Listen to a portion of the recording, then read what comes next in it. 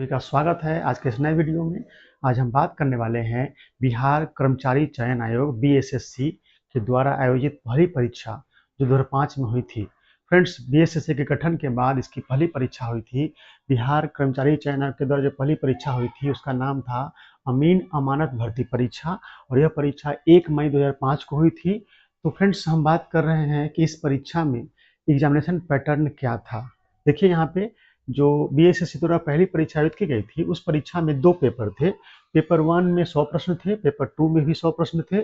Paper 1 में सामान्य अध्ययन से कुल 55 प्रश्न थे, जबकि गणित और विज्ञान से 45 प्रश्न थे और इस तरीके से सामान्य अध्ययन और गणित और विज्ञान को मिला करके कुल 100 प्रश्न पूछे गए थे। दूसरी तरफ चूंकि परीक्षा अमीन की भर्ती की हो रही थी तो उस सब्जेक्ट से संबंधित, उस विषय वस्तु से संबंधित 100 प्रश्न पूछे गए थे, यानी पेपर 2 में 100 प्रश्न थे वो अमानत एवं सर्वे से संबंधित क्वेश्चन थे। तो इस तरीके से आप देख सकते हैं कि बीएसएससी के द्वारा जो पहली परीक्षा आयोजित की गई थी 1 मई 2005 ईस्वी को, उसमें जो 2 पेपर थे उसमें पेपर फर्स्ट में आपको सामान्य अध्ययन और गणित और विज्ञान से प्रश्न थे और पेपर 2 में अमानत और सर्वे से प्रश्न थे और दोनों में 100 प्रश्न थे। पेपर 1 का सेक्शन जो था वो 2 भाग में बटा हुआ था, सामान्य अध्ययन से 55 प्रश्न और गणित और विज्ञान से 45 प्रश्न। दूसरी तरफ पेपर 2 में अमानत सर्वे से 100 प्रश्न थे। तो चलिए देखते हैं, आज के वीडियो में हम बात करेंगे कि इस परीक्षा में सामान्य अध्ययन में जो 55 प्रश्न पूछे गए थे उसमें संविधान और राज्य व्यवस्था से कितने प्रश्न पूछे गए थे। फ्रेंड्स, इस परीक्षा में इतिहास से जो 15 प्रश्न पूछे गए थे इन प्रश्नों को हमने पिछले वीडियो में देख लिया है और आज के इस वीडियो में देखेंगे हम कि संविधान और राज्य व्यवस्था से कितने और कैसे प्रश्न पूछे गए थे। तो चलिए शुरू करते हैं। भारतीय संविधान में संशोधन का प्रावधान है ऑप्शन ए अनुच्छेद 358 में, बी अनुच्छेद 320 में, सी अनुच्छेद 368 में और डी इनमें से कोई नहीं। तो फ्रेंड्स, इस प्रश्न का उत्तर हो जाएगा ऑप्शन सी अनुच्छेद 368 में। देखिए, भारतीय संविधान के भाग 18 में संविधान संशोधन के बारे में प्रावधान किया गया है और इसमें एक ही अनुच्छेद है, अनुच्छेद 368। तो इस तरीके से भारतीय संविधान में संशोधन का प्रावधान किया गया है अनुच्छेद 368 में। आइए देखते हैं दूसरा प्रश्न। भारत में पंचायती राज संस्थान अपने कोष मुख्यतः प्राप्त करते हैं। ऑप्शन ए है स्वयं सेवी अंशदानों से, बी में संपत्ति कर से, सी स्थानीय कर से और डी सरकारी अनुदानों से। तो फ्रेंड्स, इस प्रश्न का सही उत्तर हो जाएगा ऑप्शन डी सरकारी अनुदानों से। पंचायती राज संस्थाओं को, स्थानीय निकायों को सरकारी अनुदानों से अनुदान मिलता है जिससे उनका सारा कार्यक्रम चलता है। भारत का संविधान अंगीकृत हुआ और अस्तित्व में आया। ऑप्शन ए नवंबर 26 1949, जनवरी 26 1950 को, अगस्त 15 1947 ऑब्लिक जनवरी 26 1950 को। ऑप्शन सी है जनवरी 26 1949 ऑब्लिक जनवरी 26 1950 को। डी ऑप्शन है नवंबर 26 1948 ऑब्लिक जनवरी 26 1950 को। तो फ्रेंड्स, भारतीय संविधान अंगीकृत हुआ था नवंबर 26 1949 को और लागू हुआ था जनवरी 26 1950 को। इस तरीके से तीसरे प्रश्न का उत्तर हो जाएगा ऑप्शन ए, यानी भारतीय संविधान अंगीकृत हुआ था, बनकर तैयार हो गया था, अपना लिया गया था नवंबर 26 1949 ईस्वी को, लागू किया गया था 26 जनवरी 1950 ईस्वी को। अगर पूछा जाए आपसे कि अंगीकृत कब किया गया, अपनाया कब गया, तो इस तरीके से जो प्रश्न होंगे उनका उत्तर हो जाएगा नवंबर 26 1949, क्योंकि भारतीय संविधान पूरी तरह बनकर तैयार हो गया था नवंबर 1949 को 26 तारीख को, लेकिन 2 महीने के बाद लागू किया गया था 26 जनवरी 1950 ईस्वी को। आइए फ्रेंड्स, अब देखते हैं क्वेश्चन नंबर 4। लोकसभा की सदस्यता के लिए एक उम्मीदवार की आयु कम नहीं होनी चाहिए। ऑप्शन ए है 21 वर्ष से, बी 25 वर्ष से, सी 30 वर्ष से, डी 35 वर्ष से। फ्रेंड्स, लोकसभा की सदस्यता के लिए जो न्यूनतम आयु होनी चाहिए वो आंसर हो जाएगा 25 वर्ष। लोकसभा की सदस्यता के लिए कम से कम 25 वर्ष की उम्र होनी चाहिए। तो इसका उत्तर हो जाएगा ऑप्शन बी। अब आप सभी कमेंट बॉक्स में बताइए कि राज्यसभा की सदस्यता के लिए कम से कम कितनी उम्र चाहिए। संसद के 2 सदन होते हैं, लोकसभा और राज्यसभा। तो लोकसभा की सदस्यता के लिए कम से कम चाहिए उम्र 25 वर्ष। अब देखते हैं क्वेश्चन नंबर 5। भारत के संविधान को किसने अंगीकृत किया? भारत की जनता ने, भारत की संसद ने, संविधान सभा में भारत की जनता के प्रतिनिधियों ने, डी कैबिनेट ने। तो फ्रेंड्स, इस 5वें प्रश्न का उत्तर हो जाएगा ऑप्शन सी, संविधान में भारत की जनता के प्रतिनिधियों ने, यानी भारत के संविधान को अंगीकृत किया है संविधान सभा में भारत की जनता के प्रतिनिधियों ने। तो फ्रेंड्स, इस 5वें प्रश्न का उत्तर हो जाएगा ऑप्शन सी, संविधान सभा में भारत की जनता के प्रतिनिधियों ने। अतः इसका आंसर हो जाएगा ऑप्शन सी। अब देखते हैं क्वेश्चन नंबर 6। शिक्षा जो मूलतः राज्य का विषय था संवर्धित सूची में स्थानांतरित किया गया। ऑप्शन ए 24वें संशोधन के द्वारा, बी 42वें संशोधन के द्वारा, सी 29वें संशोधन के द्वारा, डी इनमें से कोई नहीं। तो फ्रेंड्स इस छठे प्रश्न का उत्तर हो जाएगा ऑप्शन बी 42वें संशोधन के द्वारा। 42वें संविधान संशोधन 1976 के द्वारा शिक्षा को, जो इससे पहले राज्य सूची का विषय था, संवर्धित सूची में शामिल कर दिया गया था। आइए अब देखते हैं क्वेश्चन नंबर 7। संविधान बनाने में संविधान सभा ने कितना समय लिया था। ऑप्शन ए है 2 वर्ष 11 माह 18 दिन, ऑप्शन बी है 3 वर्ष 10 माह और 10 दिन, ऑप्शन सी है 4 वर्ष 11 माह और 11 दिन, ऑप्शन डी है 5 वर्ष 5 माह और 5 दिन।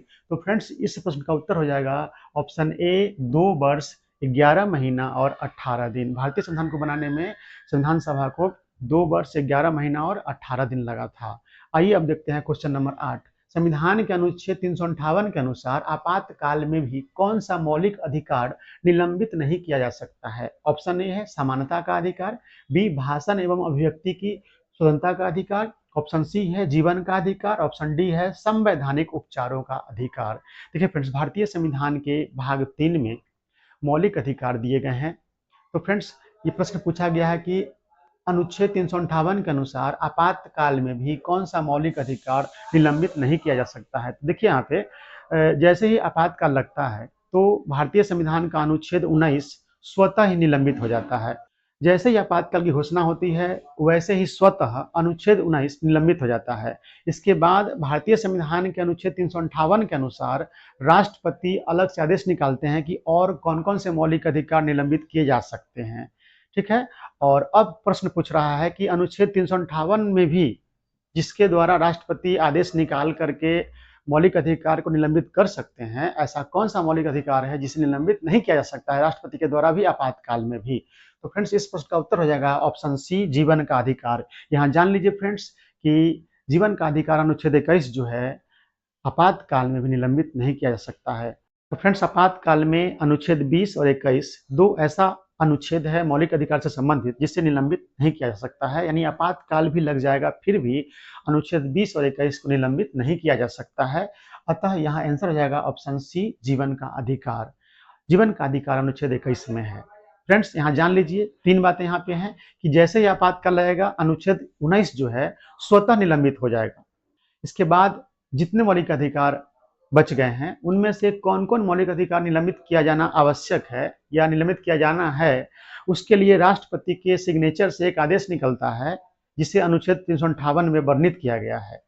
और अब बात रही कि ऐसा कौन सा मौलिक अधिकार है जो आपातकाल में भी निलंबित नहीं किया जा सकता है। अब सवाल उठता है कि ऐसा कौन सा मौलिक अधिकार है जो आपातकाल में भी निलंबित नहीं होते हैं। तो वह है अनुच्छेद 20 और अनुच्छेद 21। अनुच्छेद 20 में है अपराध दोष सिद्धि के संबंध में संरक्षण और अनुच्छेद 21 में है जीवन का अधिकार। तो फ्रेंड्स जीवन का अधिकार जो है अनुच्छेद 21 है, यहाँ पे आंसर हो जाएगा। इस तरीके से 8वें प्रश्न का उत्तर हो जाएगा अनुच्छेद 358 के अनुसार आपातकाल में भी जीवन का अधिकार जो मौलिक अधिकार है उसे निलंबित नहीं किया जा सकता है। आइए फ्रेंड्स अब देखते हैं क्वेश्चन नंबर 9। मौलिक अधिकार किस प्रकार निलंबित किए जा सकते हैं। ऑप्शन ए है यदि संसद 2/3 बहुमत से नियम बनाती है, बी यदि सर्वोच्च न्यायालय इसके लिए आदेश करता है, ऑप्शन सी यदि राष्ट्रीय आपातकाल के समय राष्ट्रपति इस हेतु आदेश जारी करते हैं, ऑप्शन डी इसका निलंबन कभी नहीं हो सकता है। देखिए पिछले प्रश्न में जो कंसेप्ट दिए थे उससे यह प्रश्न बनेगा। तो फ्रेंड्स इसका उत्तर हो जाएगा ऑप्शन सी यदि राष्ट्रीय आपातकाल के समय राष्ट्रपति इस हेतु आदेश जारी करते हैं, क्योंकि आपने जान लिया है कि मौलिक अधिकार के संबंध में ये बात स्पष्ट है कि जब आपातकाल लगेगा तो अनुच्छेद 19 निलंबित हो जाएगा स्वतः। इसके बाद अनुच्छेद 358 के अनुसार जिस मौलिक अधिकार को निलंबित करना जरूरी समझा जाएगा उसके लिए राष्ट्रपति आदेश। और इस तरीके से अनुच्छेद 358 के अनुसार अलग से राष्ट्रपति जिस मौलिक अधिकार को निलंबित करना है उसके लिए आदेश निकालते हैं। और तीसरी बात आपने समझा पिछले क्वेश्चन में ही कि अनुच्छेद 20 और 21 किसी भी परिस्थिति में निलंबित नहीं किया जा सकता है। तो इस तरीके से प्रश्न संख्या 9 का उत्तर हो जाएगा यदि राष्ट्रीय आपातकाल के समय राष्ट्रपति इस हेतु आदेश जारी करते हैं। आइए अब देखते हैं क्वेश्चन नंबर 10। कौन लोकसभा को इसकी अवधि के समाप्त होने के पूर्व भंग कर सकता है। ऑप्शन ए है राष्ट्रपति, ऑप्शन बी है प्रधानमंत्री की सलाह पर राष्ट्रपति, ऑप्शन सी है प्रधानमंत्री, ऑप्शन डी है इनमें से कोई नहीं। तो फ्रेंड्स इस प्रश्न का सही उत्तर हो जाएगा ऑप्शन बी प्रधानमंत्री की सलाह पर राष्ट्रपति। तो इस प्रश्न का उत्तर हो जाएगा ऑप्शन बी, प्रधानमंत्री की सलाह पर राष्ट्रपति। यदि प्रधानमंत्री राष्ट्रपति को लोकसभा भंग करने की सिफारिश कर देते हैं तो राष्ट्रपति लोकसभा को भंग कर देते हैं। आइए फ्रेंड्स, अब देखते हैं क्वेश्चन नंबर 11। राज्यसभा किसके द्वारा भंग किया जा सकता है? ऑप्शन ए लोकसभा, बी राष्ट्रपति, सी संवैधानिक संशोधन, डी इनमें से कोई नहीं। तो फ्रेंड्स, इस प्रश्न का सही उत्तर हो जाएगा ऑप्शन डी, इनमें से कोई नहीं। लोकसभा अस्थायी सदन है जिसे प्रधानमंत्री की सलाह पर राष्ट्रपति द्वारा कार्यकाल के पहले भी समाप्त किया जा सकता है, भंग किया जा सकता है, लेकिन राज्यसभा एक अस्थायी सदन है जिसे कभी भंग नहीं किया जा सकता है। इसलिए इसका उत्तर हो जाएगा इनमें से कोई नहीं। राज्यसभा भंग नहीं होता है, राज्यसभा को किसी के द्वारा भी भंग नहीं किया जा सकता है, इसलिए इसका उत्तर हो जाएगा ऑप्शन डी, इनमें से कोई नहीं। आइए अब देखते हैं क्वेश्चन नंबर 12। राज्य के राज्यपाल अपने कार्यों हेतु उत्तरदायी हैं। ऑप्शन ए राज्य विधायिका के प्रति, ऑप्शन बी राज्य विधानसभा के प्रति, सी राष्ट्रपति के प्रति, डी प्रधानमंत्री के प्रति। फ्रेंड्स, इस प्रश्न का उत्तर हो जाएगा ऑप्शन सी, राष्ट्रपति के प्रति। तो राज्य के राज्यपाल अपने कार्यों के लिए राष्ट्रपति के प्रति उत्तरदायी होते हैं। फ्रेंड्स, अब देखते हैं क्वेश्चन नंबर 13। निम्न में से कौन न्यायपालिका का कार्य नहीं है? ऑप्शन ए नागरिक के अधिकारों के लिए अभिभावक की तरह कार्य करना, राज्य एवं केंद्र के मध्य विवाद का निपटारा करना, अपराधियों को पकड़ना और उन्हें दंडित करना, वाद जारी करना। तो फ्रेंड्स, इसमें उत्तर हो जाएगा सी ऑप्शन, अपराधियों को पकड़ना और उन्हें दंडित करना। देखिए, सरकार के 3 अंग होते हैं, कार्यपालिका, व्यवस्थापिका और न्यायपालिका। व्यवस्थापिका, जिसे विधायिका भी कहते हैं, कानून बनाती है और विधायिका के द्वारा बनाए गए कानून के अनुसार देश का शासन चलता है। कार्यपालिका क्या करती है? विधायिका के द्वारा बनाए गए कानूनों को लागू करती है और शासन चलाती है। और न्यायपालिका, अगर कोई कानून का उल्लंघन करते हैं और कार्यपालिका के द्वारा उसे पकड़ा जाता है और पकड़कर न्यायपालिका के पास लाया जाता है, तो न्यायपालिका में जो बैठे हैं न्यायाधीश महोदय, उनके द्वारा सबूतों के आधार पर जो उचित होता है उसके आधार पर अपराधियों को दंडित किया जाता है। तो यहाँ पे न्यायपालिका का काम अपराधियों को पकड़ना नहीं है, बल्कि दंडित करना है। कार्यपालिका में जो बैठे हैं प्रशासनिक व्यवस्था में, पुलिस प्रशासन, उनका काम है अपराधियों को पकड़ करके न्यायपालिका के समक्ष प्रस्तुत करना और वहाँ पे न्यायाधीश महोदय इसका न्याय करते हैं। फ्रेंड्स, तो इस तरीके से अपराधियों को पकड़ने का काम न्यायपालिका का नहीं है। आइए अब देखते हैं क्वेश्चन नंबर 14। भारत में किसे न्यायिक समीक्षा का अधिकार प्राप्त है? राष्ट्रपति, बी प्रधानमंत्री, सी संसद, डी उच्च न्यायालयों और सर्वोच्च न्यायालय। तो फ्रेंड्स, भारत में उच्च न्यायालयों और सर्वोच्च न्यायालयों को न्यायिक समीक्षा का अधिकार प्राप्त है। इस तरह से इस प्रश्न का उत्तर हो जाएगा ऑप्शन डी, उच्च न्यायालयों और सर्वोच्च न्यायालयों को न्यायिक समीक्षा करने का अधिकार प्राप्त है। आइए अब देखते हैं क्वेश्चन नंबर 15। एक नागरिक के मौलिक कर्तव्यों में शामिल है। ऑप्शन ए संविधान, राष्ट्रीय ध्वज एवं राष्ट्रीय उद्गीत के प्रति श्रद्धा, बी राष्ट्रपति के प्रति श्रद्धा, सी सरकार के प्रति श्रद्धा और डी इनमें से सभी। तो फ्रेंड्स, इस प्रश्न का उत्तर हो जाएगा ऑप्शन ए संविधान, राष्ट्रीय ध्वज एवं राष्ट्रीय उद्गीत के प्रति श्रद्धा। 15वें प्रश्न का उत्तर हो जाएगा ऑप्शन ए संविधान, राष्ट्रीय ध्वज एवं राष्ट्रीय उद्गीत के प्रति श्रद्धा। आइए फ्रेंड्स, अब देखते हैं क्वेश्चन नंबर 16। राष्ट्रपति के चुनाव में विवाद के मामले को संदर्भित किया जाता है। ऑप्शन ए मुख्य निर्वाचन आयुक्त को, ऑप्शन बी सर्वोच्च न्यायालय को, ऑप्शन सी संसद को, ऑप्शन डी इनमें से कोई नहीं। तो फ्रेंड्स, इस प्रश्न का सही उत्तर हो जाएगा ऑप्शन बी सर्वोच्च न्यायालय को। राष्ट्रपति के चुनाव में किसी भी प्रकार का विवाद होता है तो इसके मामले जाते हैं सुप्रीम कोर्ट के पास फैसले के लिए। तो राष्ट्रपति के चुनाव में विवाद के मामले को संदर्भित किया जाता है सर्वोच्च न्यायालय को। आइए फ्रेंड्स, अब देखते हैं 17वां प्रश्न। उपराष्ट्रपति का पद ऑप्शन ए संविधान के द्वारा सृजित किया गया है, ऑप्शन बी संसदीय नियम के द्वारा सृजित किया गया है, ऑप्शन सी संविधान से अलग प्रावधान है, ऑप्शन डी इनमें से कोई नहीं।